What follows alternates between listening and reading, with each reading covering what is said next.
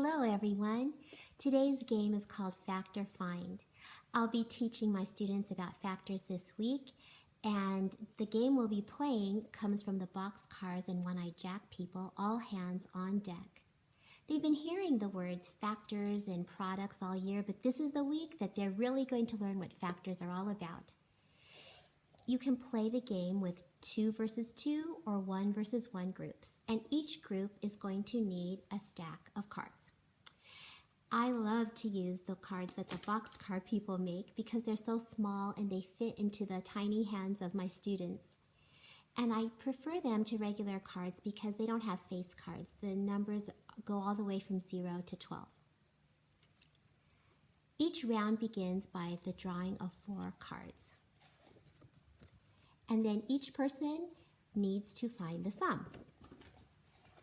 In this case, the sum is 18. And that's when the fun begins. Each person, each team starts listing out all the factors. And you can teach them to either just list them out, or you can go ahead and teach them about factor T's.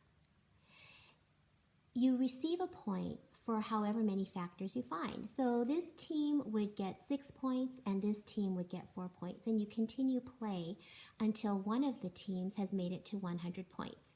It's also a great time to teach about composite and prime numbers because you know that someone's going to get a sum of something like 11 and the only factors will be 1 and 11.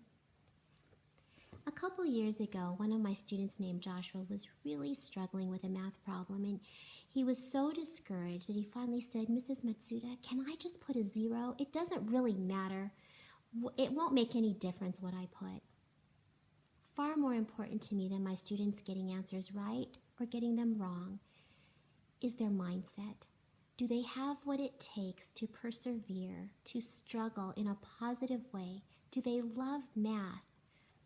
These are some of the activities that I believe help us to get our students there. I hope that today you are feeling like a math person, and I wish you happiness in the week to come. Goodbye.